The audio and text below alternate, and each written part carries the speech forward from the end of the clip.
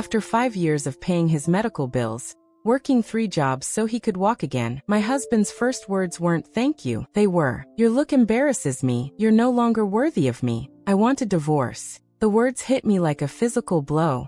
No longer worthy. I, who for 5 years had paid his medical bills of $347,000, worked 3 jobs while he recovered in comfort, and aged a decade in half that time. I was not worthy. I stood there in that sterile hospital corridor, holding those discharge papers as if they weighed 1,000 pounds, watching my husband avoid my gaze while Crystal, his 28-year-old girlfriend, made herself comfortable in the wheelchair I had purchased for his recovery. The emerald green dress I had bought for our vow renewal ceremony hung uselessly in my closet, along with the new heels and the illusion of being part of my husband's recovery celebration. I had spent $400 on that dress, imagining how proud I would look when Barney thanked me in front of our friends and family, a moment that would never come. For weeks, I had planned every detail of his homecoming.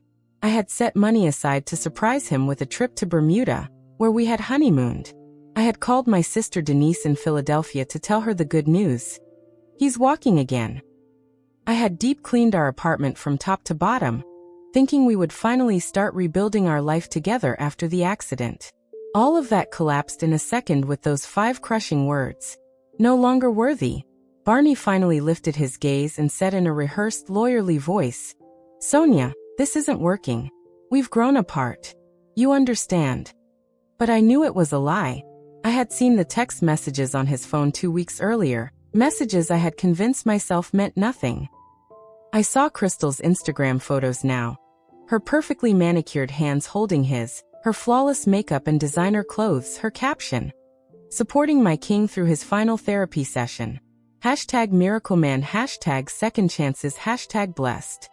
I saw everything I wasn't supposed to see, everything that revealed the truth. He had been planning this exit for months. 7 days later, exactly 1 week after that humiliation, Barney called me with a completely different voice. He was no longer the confident man who had discarded me like medical waste. Now he sounded desperate, almost panicked. "Sonia, we need to talk about the apartment lease. It's under your name, and I can't qualify for a mortgage with Crystal until the divorce is final. You need to keep paying rent here while I transition." His voice had that familiar tremor, the one he used when he needed something. I was silent for a few seconds, remembering all the times I had run to pick up extra shifts at the hospital cleaning crew. All the times I had canceled lunch with my own friends to bring him whatever he wanted during his recovery. All the times I had survived on ramen and coffee so I could afford his physical therapy copays. And now, after he had destroyed me at my lowest point, he had the audacity to call asking for more. "Barney," I said with a calm that surprised even me, "didn't you say I was no longer worthy of you?" The silence on the other end of the line was so deep I could hear my own heartbeat in my ears.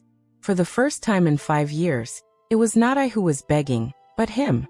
"Sonia, don't be difficult. You know this is just business. We were always practical people. You're like family to me still."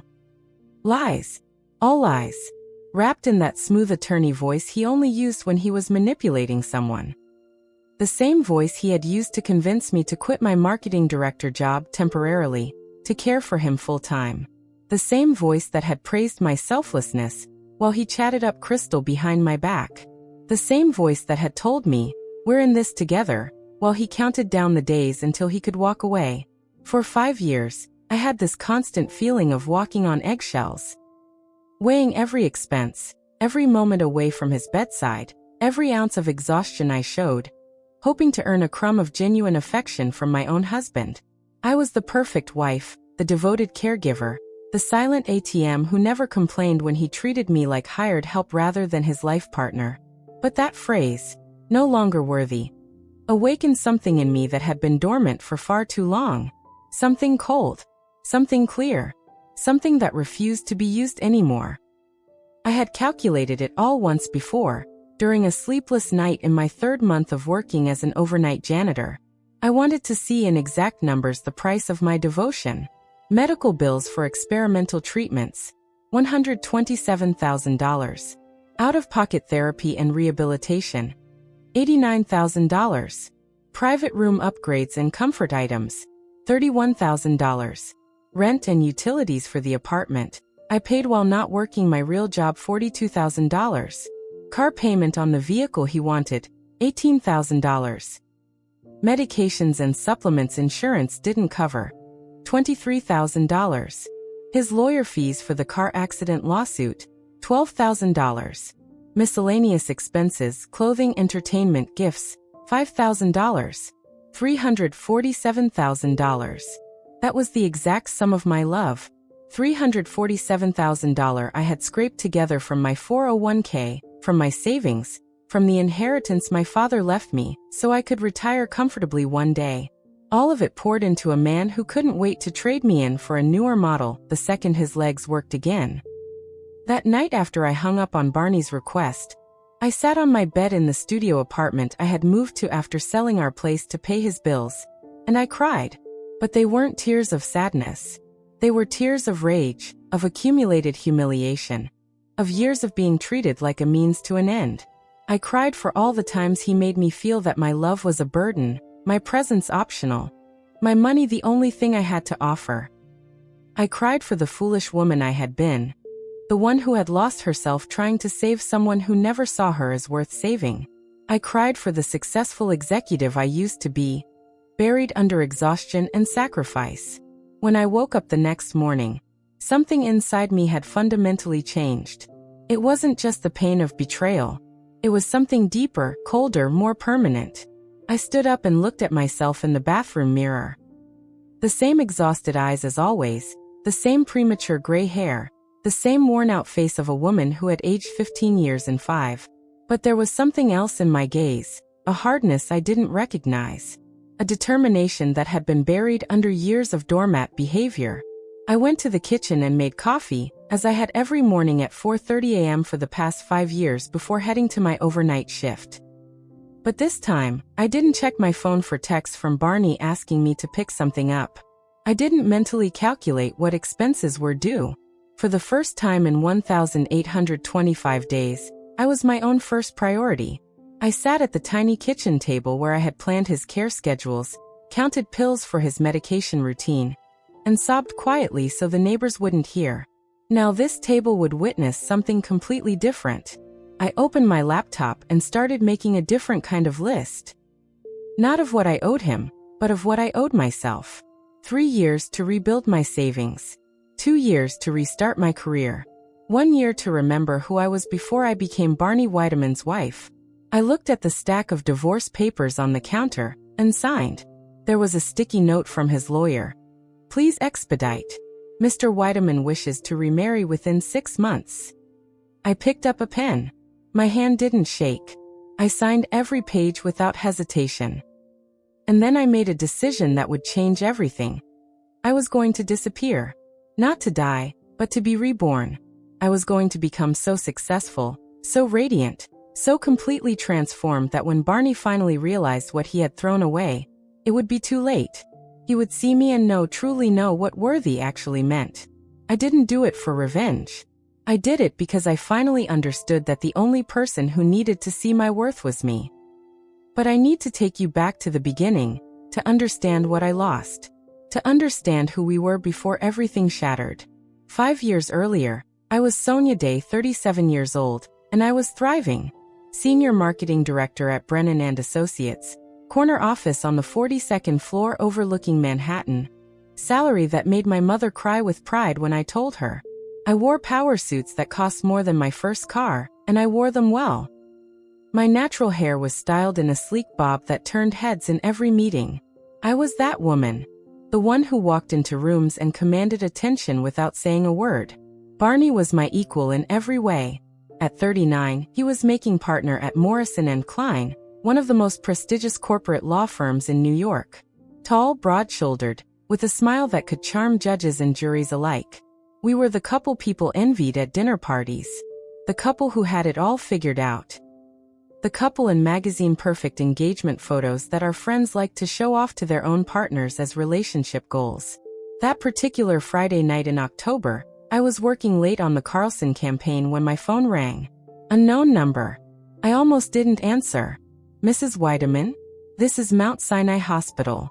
Your husband has been in a serious accident." The world tilted. I remember my fingers going numb, the phone nearly slipping from my grasp. 20 minutes later, I was running through those sterile hospital corridors in my designer heels, breath coming in ragged gasps, makeup smeared from crying in the Uber. When I saw him, I barely recognized the broken man in that hospital bed. Barney, my strong, confident Barney, looked so small under those white sheets. Tubes everywhere. Machines beeping. His face was swollen, bruised beyond recognition. But his eyes found mine, and they were filled with terror I'd never seen before. The doctor's words came at me like bullets. Severe spinal trauma. Fractured vertebrae. Paralysis from the waist down. He may never walk again.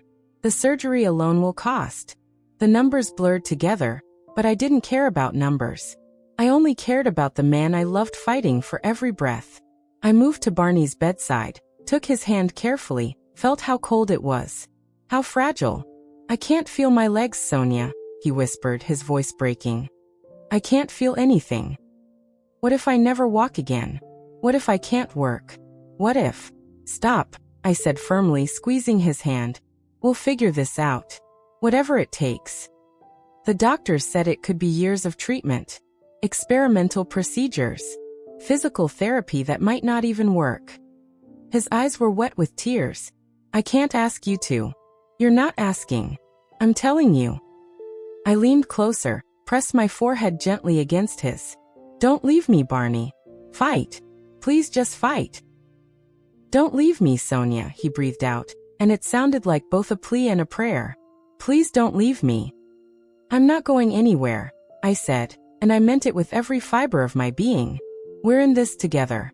For better or worse, remember? This is the worst part. We'll get through it." He cried then, really cried, and I held him as carefully as I could without disturbing the tubes and wires. In that moment, I would have given anything, everything, to take his pain away.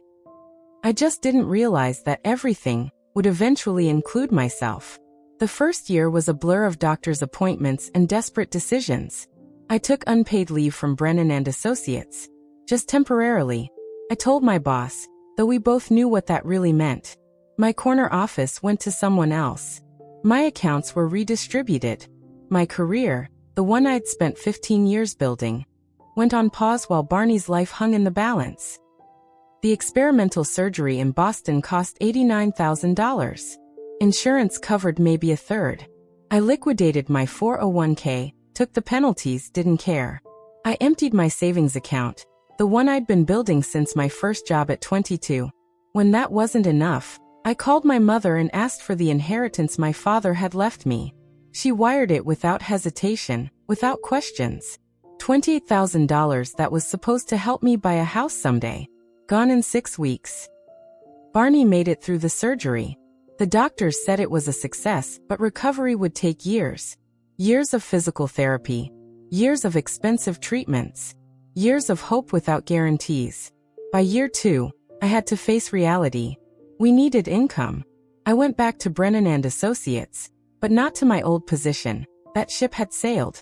I took a junior marketing role, half my previous salary, no corner office. Just a cubicle and the sympathetic looks from former colleagues who didn't know what to say to me anymore. It wasn't enough. The medical bills kept coming, endless and crushing. So I took a second job as an overnight cleaner at the very hospital where Barney received therapy 3 times a week. From 11 p.m. to 6 a.m., I scrubbed floors and emptied trash bins in buildings where I used to walk through the lobby in designer heels. Sometimes I'd see him being wheeled past me during my shift, and I'd hide behind a supply closet, not wanting him to know, not wanting him to see what I'd become to keep him alive. I told myself it was temporary, just until we got ahead, just until insurance processed more claims, just until Barney could work again. Year 3 was when I sold my car, the Mercedes I'd bought with my first executive bonus. I remembered the day I drove it off the lot, how powerful I felt, how far I'd come from the girl who grew up sharing a bedroom with 3 sisters. I sold it for a fraction of what it was worth and bought a monthly subway pass instead. The $18,000 went straight to Barney's new round of stem cell treatments. We moved to a cheaper apartment in Queens, giving up our beautiful 2-bedroom in Manhattan. I added a third job on weekends, teaching social media marketing to small business owners. Every moment I wasn't working, I was at Barney's bedside, helping him through exercises, feeding him, bathing him, loving him through every agonizing moment of recovery. I watched myself disappear in bathroom mirrors. My hair, once professionally styled every 3 weeks, grew out in gray streaks I couldn't afford to color. I lost 20 pounds I didn't have to lose, my face becoming gaunt, my eyes developing permanent dark circles. My hands, which used to be manicured weekly, became rough and calloused from janitorial work. At 42, I looked 55. And Barney? He was making progress. Slow, painful progress. From wheelchair to walker. From walker to cane. I celebrated every milestone like it was a miracle, because it was. But I also started noticing things. Small things I told myself didn't matter. The food here is terrible, Sonia. Can't you make them get me better meals? I need a bigger TV in my room. I'm bored all day. You forgot to bring my favorite magazines. Again. He's in pain, I told myself. He's frustrated. He doesn't mean to be short with me. I can't be selfish right now. His needs have to come first. My friend Keisha cornered me one day at a coffee shop. I rarely saw friends anymore who had time. But she'd insisted, practically dragged me there on my lunch break. Sonia, you're disappearing, she said, studying my face with worry in her eyes. When was the last time you did something just for you? I couldn't remember. This isn't healthy. You're destroying yourself. Marriage is for better or worse. I said automatically, the words I repeated like a mantra. This is the worst part. I have to see it through. But what about you? Keisha asked. Who's taking care of Sonia? I had no answer for that. By year 5, I had calculated everything. $347,000 spent across 1,825 days. Every penny I'd ever saved, ever earned, ever inherited, poured into keeping one man walking. And then, on a Wednesday afternoon in April, I watched him take his first independent steps without any assistance. He crossed the room at the rehabilitation center, 10 steps, and I cried like I'd never cried before. Joy, relief, vindication all mixed together. It was all worth it, I whispered, watching him move. Every sacrifice. It was all worth it. I believed that with my whole heart. For exactly 3 more weeks. Discharge day. The day I'd been waiting for, praying for, sacrificing for. I woke up at 5 a.m., even though we didn't need to be at the hospital until 10. I put on the best outfit I still owned. A blouse from 3 years ago that hung loose now, pants I'd gotten at Target, shoes that were comfortable but worn. I looked at myself in the mirror and saw exhaustion staring back, but I smiled anyway. Today was the day. Today we could finally start rebuilding our life. I arrived at the rehabilitation center with balloons and a card I'd spent 20 minutes picking out at the drugstore. Barney was already dressed in the new clothes I'd bought him last week. The ones that actually fit his recovered body. He looked strong, healthy, handsome in a way I'd almost forgotten. But when I walked in, he didn't smile. He barely looked at me. Hey, I said, suddenly uncertain. Ready to go home? We need to talk. His voice was flat, professional. The lawyer voice. Privately. The nurse seemed to sense something and quietly excused herself. The door clicked shut, and suddenly the room felt too small, the air too thin. What's wrong? I asked, my stomach already twisting with dread. Did the doctor say something? Are you? I want a divorce, Sonia. The words didn't make sense at first. Like he'd spoken in a foreign language I'd never learned. I heard them, but they wouldn't process. What? My voice came out small, broken. Why? After everything we've been through? After everything Look at yourself. He finally met my eyes, and what I saw there made my blood run cold. Disgust. Look at what you've become. I glanced down at my worn clothes, my rough hands, caught my reflection in the window. The woman staring back at me looked like a stranger, gaunt, aged, exhausted. Nothing like the vibrant executive he'd married. I've been working 3 jobs to pay for your recovery, I whispered. I've been. Your look embarrasses me, Sonia. Each word was a knife. You're no longer worthy of me. I want a divorce. Not worthy. The same words from that first conversation, now delivered face to face with even more venom. I felt something crack inside my chest, something fundamental and irreparable. Barney, I gave up everything for you. Everything. My career, my savings, I didn't ask you to. His tone was dismissive, like we were discussing a failed business deal. You made those choices. Now I'm making mine. The door opened. A woman walked in, and I knew immediately. She was young, late 20s maybe, with perfect makeup and designer clothes. Her hair was styled in glossy waves, her nails manicured, her body fit and toned. Everything I used to be. Everything I'd sacrificed to save him. Barney baby, the car's here, she said, then noticed me. Her smile didn't falter. Oh, you must be Sonia. I'm Cristal. Barney's told me so much about you. I couldn't speak. Couldn't breathe. Crystal and I have been together for 6 months, Barney said casually, like he was commenting on the weather. She's been incredibly supportive during my final stages of recovery. 6 months. While I was working overnight shifts, scrubbing hospital floors, selling everything I owned. He was with her, building a new life without me in it. The papers will be delivered to your apartment tomorrow, he continued. My lawyer suggests we keep this simple. No faute de beurs. Clean break.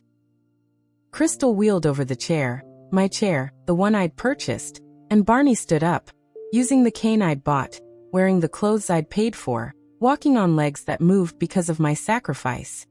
They left me standing there with my grocery store balloons and my dollar store card. I made it to my car before the first sob broke free. Then I was gasping, heaving, my body rejecting the reality I couldn't escape. 5 years. $347,000. My entire life dismantled piece by piece. And for what? To be discarded the moment he didn't need me anymore. I don't remember the drive home.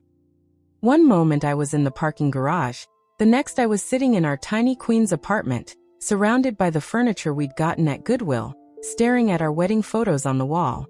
We looked so happy, so in love, so convinced that we could weather any storm together. Was any of it real? I asked the empty room, my voice echoing off bare walls. The photos didn't answer. They just stared back at me, frozen moments of a marriage that had apparently ended the moment I became useful instead of ornamental. That night, I learned that love without reciprocity isn't love at all. It's just unpaid labor with emotions attached. The divorce papers arrived at Brennan and Associates on a Tuesday afternoon, delivered by a courier who asked me to sign for them in front of my entire cubicle row. I saw the return address, Morrison & Klein, Barney's firm, and felt my face burn with humiliation as curious eyes watched me accept the envelope. Inside were 17 pages of legal language that boiled down to one message. Barney wanted everything, and I deserved nothing. No alimony. No division of assets. We had none left anyway. I'd spent them all saving him. No acknowledgement of my sacrifice. Just a clean break, as if 5 years of my life could be erased with a signature. His lawyer's letter was worse. Mrs. Weideman abandoned her appearance and let herself go during the marriage, constituting constructive abandonment of the marital relationship. Mr. Weideman seeks no financial support from her and requests she seek none from him. I read those words 5 times. Abandonment.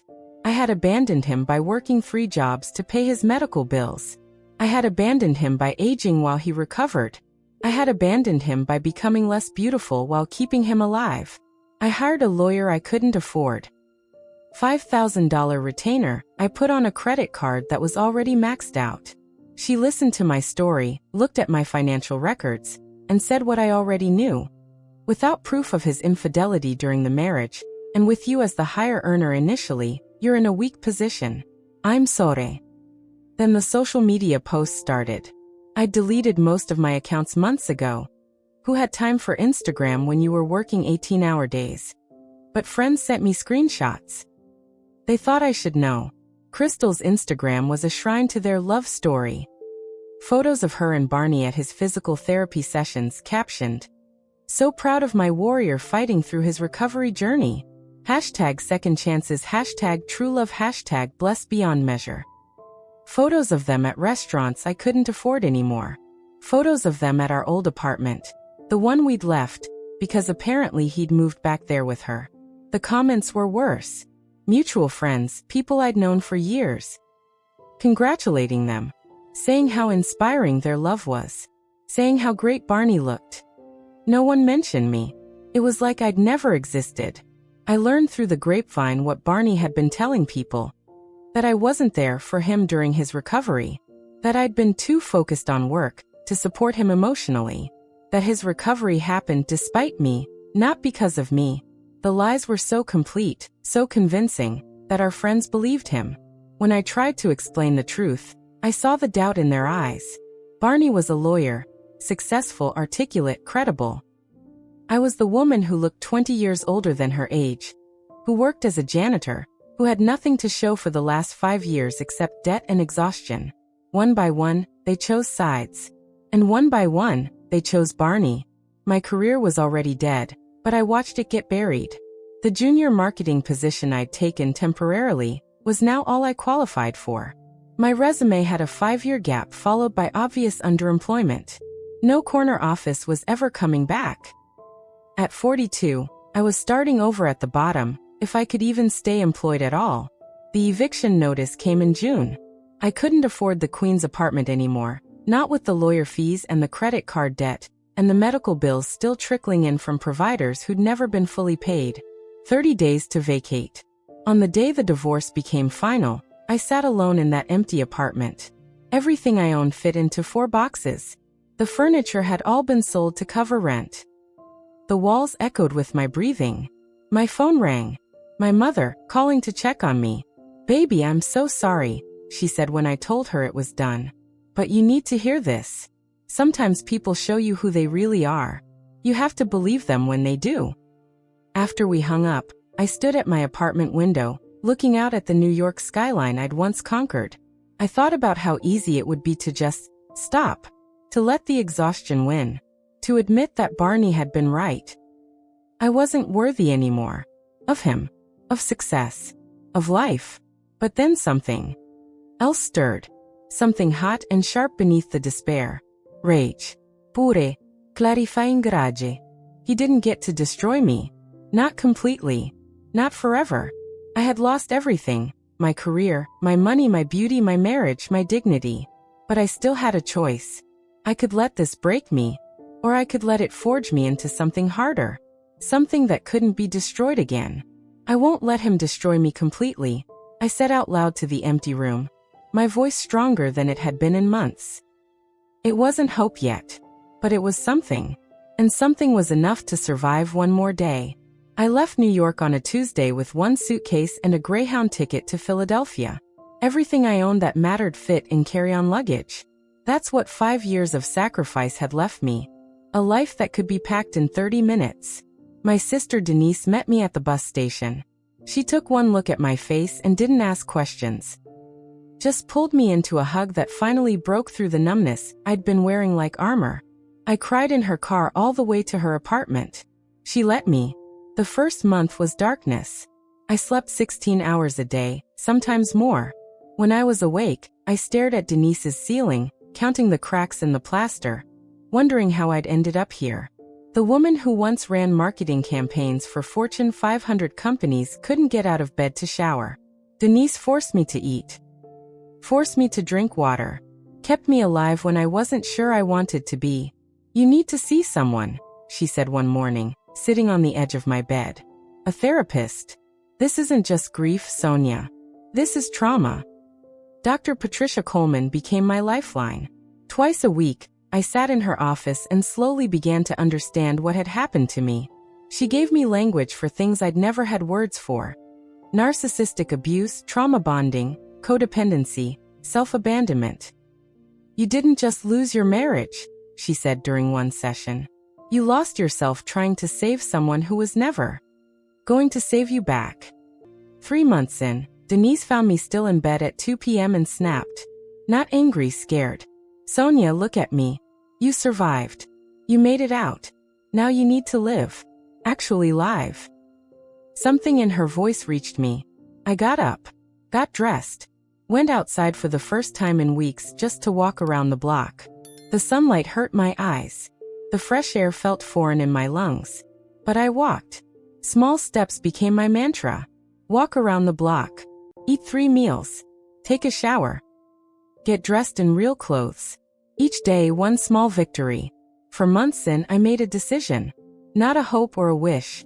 A decision with the force of a vow. I'm going to become who I was meant to be. I told my reflection. Not who I was before Barney. Someone new. Someone who couldn't be destroyed. I started with what I knew: marketing. I created a LinkedIn profile under my maiden name, Sonia Day, independent consultant. Posted my first offer for freelance social media strategy. The work came slowly, then faster. Small businesses who needed help but couldn't afford big agencies. I built their brands from my sister's couch, one client at a time. The money went into a strict plan. Debt payments, credit repair, savings. I tracked every dollar with the same obsession I'd once tracked Barney's medical bills. But this time I was building instead of depleting. I started eating better. Walking turned to jogging. Jogging turned to actual exercise. I found a salon that did payment plans and got my hair professionally done for the first time in 3 years. Each small change built on the last. Dr. Coleman helped me understand the patterns I'd fallen into.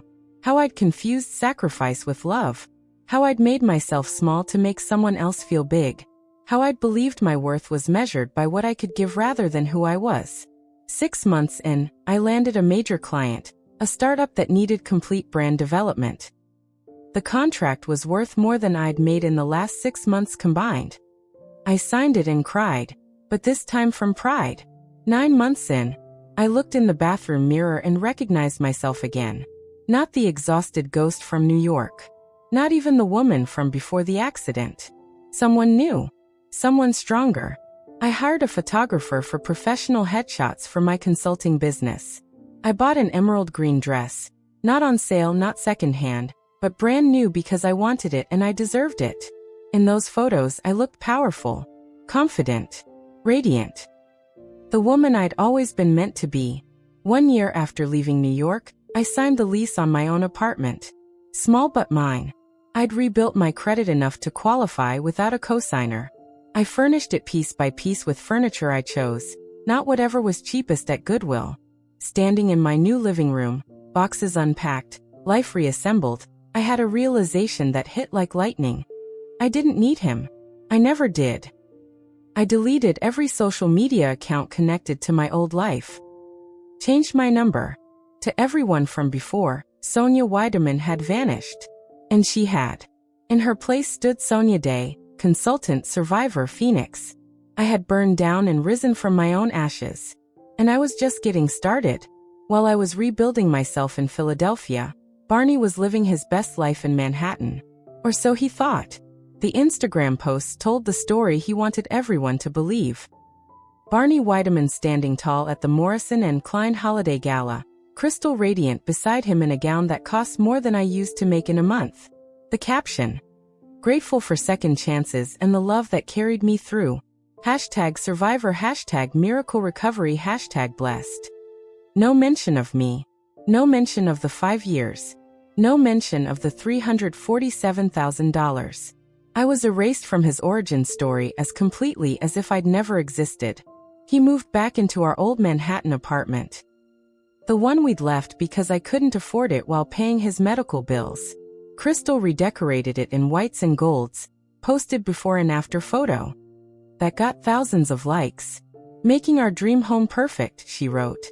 She had no idea that every fixture, every upgrade, every luxury she enjoyed had been paid for by another woman's sacrifice.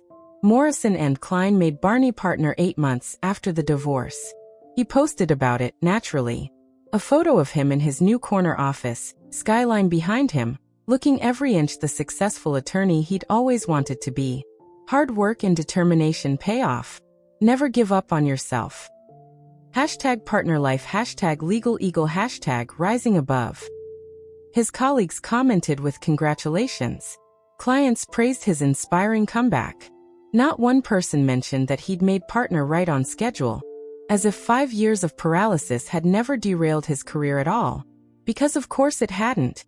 I'd made sure of that, taking care of everything so he could focus on recovery. They became Manhattan's golden couple. Photos from charity galas, Broadway premieres, exclusive restaurant openings. Crystal knew how to work a camera, how to pose, how to make their life look like a fairy tale. And Barney loved every second of the attention. "I deserve this," he told a reporter doing a piece on his recovery for the firm's newsletter.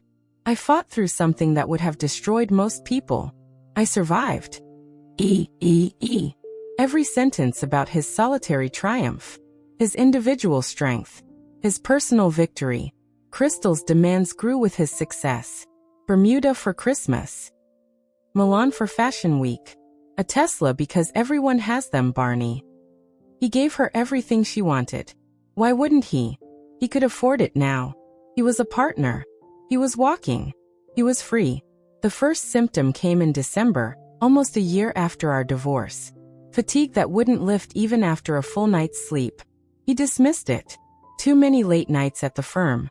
Too much celebration. Too much living the life he'd been denied during his recovery. Then came the back pain. Dull and persistent but manageable. Stress, he decided. The pressure of partnership. The weight of success. Nothing that a good massage and some Advil couldn't handle. Crystal noticed he was slowing down, sleeping more. "Are you okay, baby?" she'd ask. But always when they had plans that might be affected. Always when his energy level impacted her schedule. "I'm fine," he'd insist. "Just tired." By February, he couldn't ignore it anymore.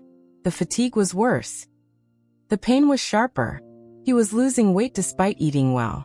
Crystal suggested he see a doctor, her voice tight with something he couldn't quite identify. Concern? Or something else? "It's probably just stress," the first doctor said after a basic exam. "Your body went through tremendous trauma. Sometimes these things resurface. Take it easy. Rest when you can." Barney nodded, relieved. That made sense. His body remembering the accident. Phantom echoes of old injuries. Nothing serious. "I beat paralysis," he told Crystal that night, pulling her close. "I can beat anything." She smiled, but it didn't reach her eyes. He noticed but didn't comment. Didn't want to see what he was starting to suspect. That her love was conditional. Based on his health. His success. His ability to give her the life she wanted. March brought more symptoms. Night sweats. Persistent cough. Pain that moved from his back to his chest. He saw another doctor. Then another. Each one ordered more tests, their expressions growing more concerned. Crystal stopped posting photos of them together. Started making excuses when he wanted to stay in. Spent more time at the gym, with friends anywhere but home. The invitations to galas and parties still came, but now she suggested he go alone. "You should rest, baby. I'll go and represent us both." He watched her get ready for events he was too exhausted to attend, and saw the truth he'd been avoiding. Her support had always been conditional. When he was on his way up, she was there. Now that he was slowing down, she was already calculating her exit. The fourth doctor, a specialist, ordered a full body scan. Barney lay in the machine, listening to it hum and click, and felt the first real fingers of fear wrap around his heart. Something was wrong. Really wrong. And for the first time since leaving Sonia, he was afraid of being alone. The oncologist's office was nothing like the rehabilitation center where Barney had spent 5 years. This was colder, more sterile, with pamphlets about end-of-life care stacked neatly on the waiting room table. Dr. Reynolds didn't waste time with false hope. Stage 4 pancreatic cancer. Aggressive. It's already metastasized to your liver and lungs. The words landed like punches. "I'm sorry, Mr. Weideman, but we're looking at 6 months, maybe a year with aggressive treatment." Barney heard Crystal's sharp intake of breath beside him, felt her hand slip out of his. "What about experimental treatments?" he asked, his lawyer brain already searching for loopholes, for arguments, for ways to fight. "Clinical trials? There has to be something." Dr. Reynolds's expression was sympathetic but firm. The experimental protocols that show promise aren't covered by insurance. We're talking about $200,000 to $300,000 out of pocket. And even then, they might only buy you a few extra months. The number hung in the air. Barney had money. Partner's salary, savings, investments. But not that kind of money. Not for treatments that might not even work. That night, Crystal was quiet. Too quiet. She poured herself wine and stood by their floor-to-ceiling windows, looking out at the Manhattan skyline she'd once photographed endlessly for Instagram. "I need some space," she said finally, not turning around, "to process this." Space. Barney felt something cold grip his chest. "Crystal, I need you now more than ever. I need space, Barney." Her voice was firmer now, still not looking at him. "This is a lot. I need time to think." She moved into the guest bedroom that night. 3 days later she was gone. Not just from his bed, from his life. "I can't watch you die," she said as she packed her designer luggage, the same bags he'd bought her for their Milan trip. "I am sorry. I'm not strong enough for this. I can't do what Sonia did." The sound of his ex-wife's name from Crystal's mouth felt obscene. "Don't you dare say her name," Barney said, but his voice had no force behind it. He was already defeated. Crystal took the furniture she'd picked out, emptied their joint account, the one he'd stupidly given her access to, left him with the lease he couldn't break and the medical bills he couldn't pay. His mother hung up when he called. "You didn't call when you had everything," she said before the line went dead. "Why would I come now?" His sister's response was worse. A text that simply read, "You made your choice with Sonia. Live with it." Friends from Morrison and Klein were understanding at first. "Whatever you need, buddy. You've got this." But as treatment ravaged him, as he missed meetings and court dates, as he became the ghost in the corner office, their calls became less frequent. Their texts more generic. They had cases to win, partners to impress, lives to live. Barney's dying wasn't part of their trajectory. The firm let him go after 2 rounds of chemotherapy. Medical leave they called it, but everyone knew. Partners who couldn't work weren't partners long. His income disappeared overnight. Medical bills flooded in. Chemotherapy, radiation, medication, hospital stays. The numbers climbed faster than he could track them. His savings evaporated. His credit cards maxed out. His 401k borrowed against until there was nothing left. 3 months after Crystal left, the eviction notice arrived. He'd missed 2 months of rent on the apartment he'd once shared with Sonia, then reclaimed with Crystal, and now couldn't afford a loan. He called everyone he knew. Every colleague. Every college friend. Every distant cousin. The responses were variations of the same message. "I'm so sorry, but I can't. Times are tight. Maybe try a GoFundMe." By December, Barney Weideman, former partner at Morrison and Klein, man who'd beaten paralysis, man who'd traded up from his devoted wife to a younger model, was homeless in New York City. The shelters were full most nights.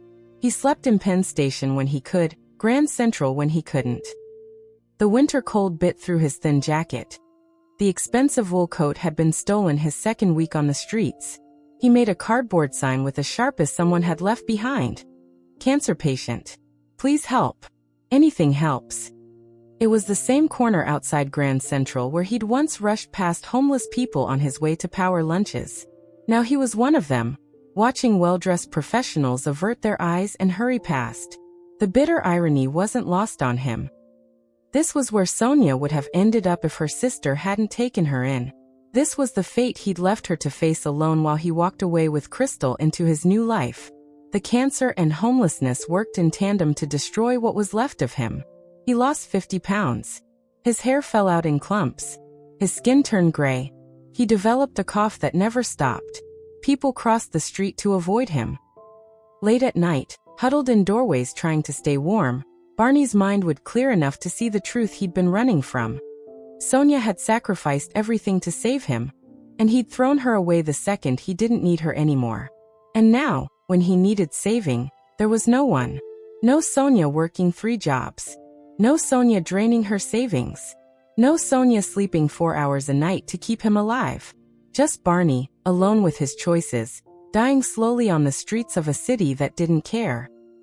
I returned to New York in March for a meeting with Tech Vision Industries, a Fortune 500 company that wanted me to overhaul their entire digital marketing strategy. The contract was worth more than I'd made in my best year at Brennan & Associates.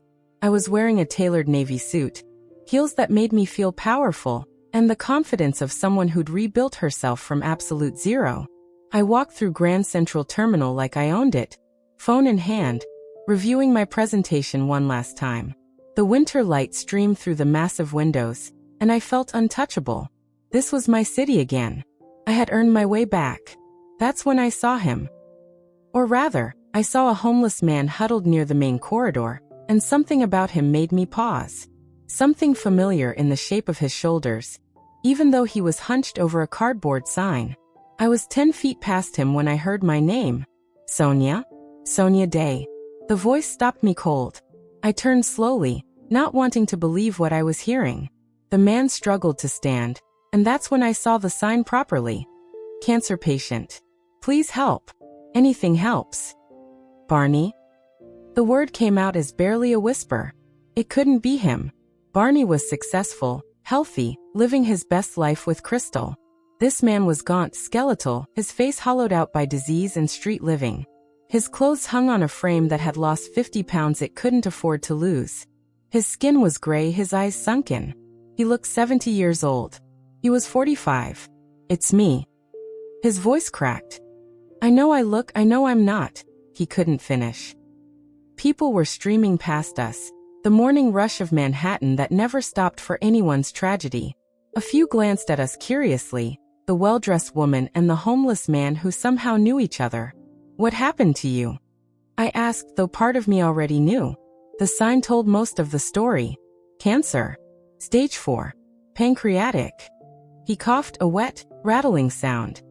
Stood there in my $1,000 suit, looking at the man who'd told me I wasn't worthy of him, now begging on the street corner. Sonia, please. He reached toward me but didn't touch. I know I have no right to ask. I know what I did to you was unforgivable. But I'm dying. I'm actually dying and I have nowhere to go, and I... Stop. My voice came out harder than I intended. He stopped. For the first time in all the years I'd known him, Barney Weideman was completely silent, completely powerless. I'm so sorry, he said finally, tears streaming down his weathered face. I was wrong about everything. You were everything. You gave me 5 years of your life, and I threw you away like garbage. I see that now. I understand what I lost, what I destroyed. His voice broke completely. I don't deserve your help. I don't deserve anything from you. But I'm begging anyway, because I don't know what else to do. Flashbacks hit me like physical blows. His disgusted face at the hospital. Your look embarrasses me. Crystal's perfect Instagram photos. The divorce papers at my workplace. 5 years of my life calculated down to $347,000 and deemed worthless. The empty apartment. The suicidal thoughts. The woman I'd become, exhausted, aged, destroyed, because I'd loved him too much. Can you ever forgive me? He asked. I know I don't deserve it, but... My hands were shaking. People had slowed, watching us. This was the moment. The choice. I had all the power now.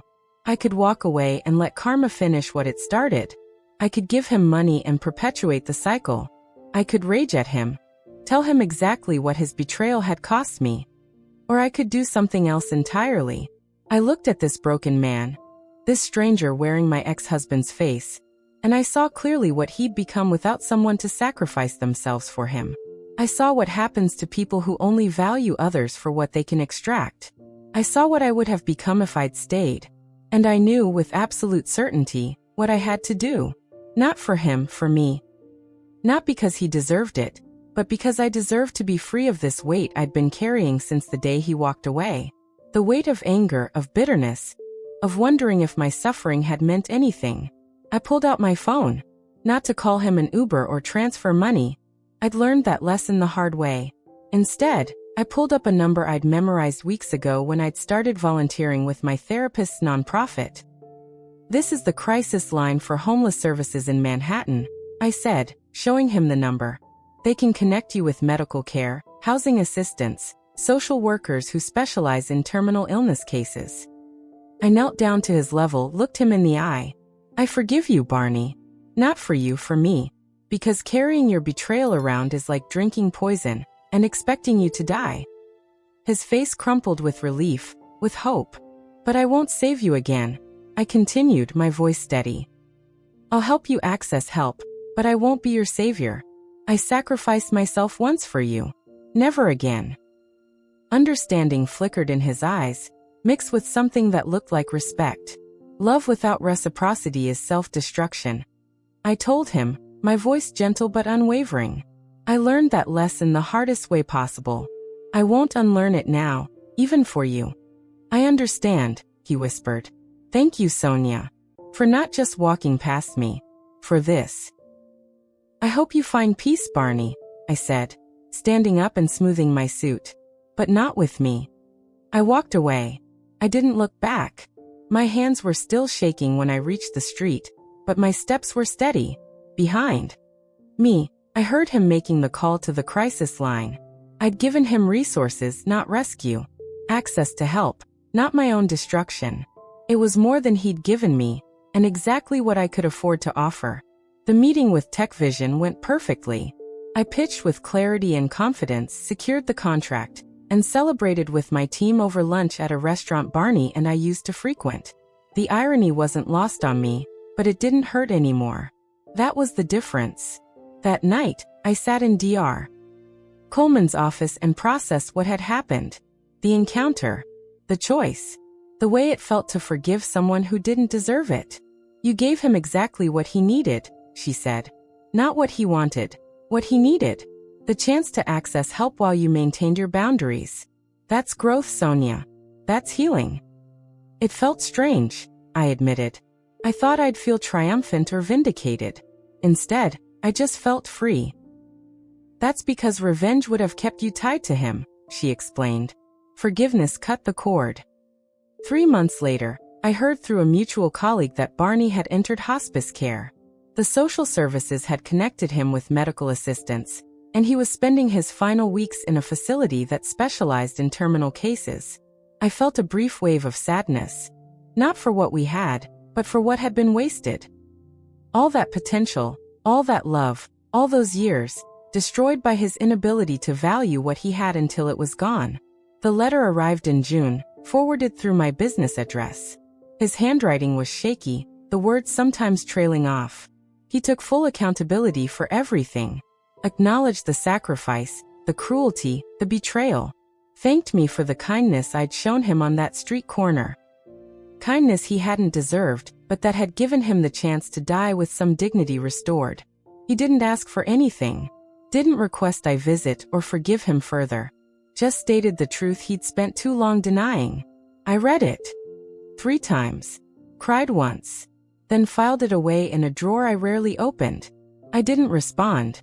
There was nothing left to say. His letter was his closure, not mine.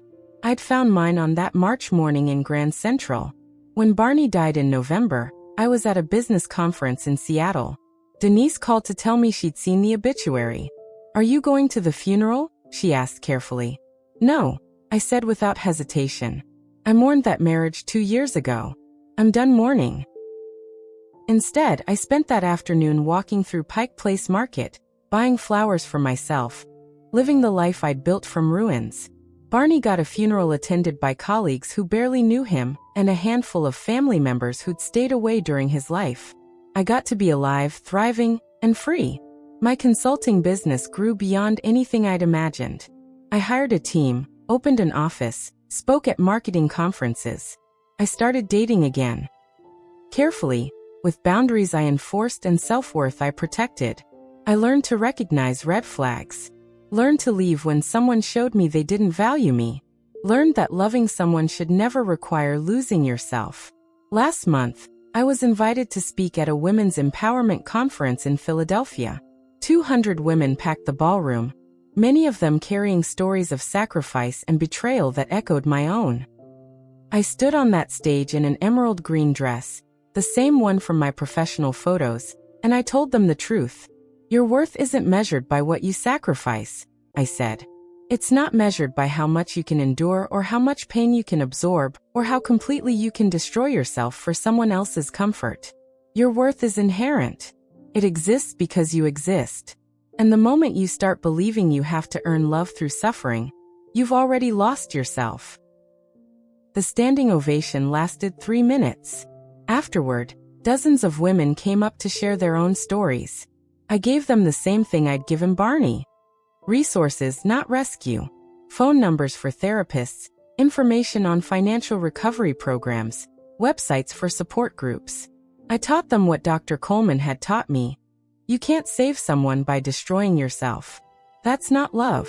That's not even kindness. That's just mutual destruction with extra steps. That night, back in my apartment, I looked at the photo on my desk. The professional shot in the emerald dress, the confident smile, the woman who'd clawed her way back from oblivion. I thought about the woman who'd scrubbed hospital floors and the woman who now owned a successful business. About the woman who'd been told she wasn't worthy and the woman who now knew her worth was never up for debate. I didn't save him twice, I said to my reflection. I saved myself once. And that changed everything. My name is Sonia Day. I'm 43 years old. And I finally learned that the most important person I have to love and protect is myself. If you're watching this and you see yourself in my story, if you're the one sacrificing everything while someone else takes and never gives back, hear me clearly. You deserve better. You deserve reciprocity. You deserve someone who values you when you're exhausted and struggling, not just when you're shiny and convenient. Love should never cost you yourself. Marriage should never require you to disappear. Devotion should never mean destruction. I gave Barney 5 years and $347,000. What I should have given him was boundaries. What I should have protected was me. Don't wait until you're broken to start choosing yourself. Don't wait until you've lost everything to realize that you were worth saving all along. Your worth is not measured by what you sacrifice. It's not measured by how much pain you can endure. Your worth exists simply because you exist. I didn't save Barney twice. I saved myself once. And that changed everything. If this story touched you, if it made you feel seen, if it reminded you of your own struggles, I need you to do something for me right now. First, hit that like button. Not for me, but for every person who needs to see this story. The algorithm shows these videos to more people when you engage. Your like could be the thing that reaches someone who desperately needs to hear that they're not alone, that they're not crazy for feeling used, that they deserve better. Second, subscribe to this channel, because there are more stories like mine coming. Stories about people who lost themselves and found their way back. Stories about betrayal and redemption. Stories about choosing yourself when everyone else told you that made you selfish. You need these stories. Someone you love needs these stories. Third, and this is the most important one, share this video. I know it's long. I know it's heavy. But think about that person in your life right now who's sacrificing everything for someone who gives nothing back. Your sister who works 3 jobs while her husband sits at home. Your friend who's aged 10 years supporting a partner who criticizes her. Your coworker who's drowning in debt for someone who doesn't appreciate her. Your daughter who's losing herself trying to fix someone who doesn't want to be fixed. Send them this video. Don't add commentary. Don't explain. Just send it. Sometimes people need to see their own story reflected in someone else's before they can admit they're living it.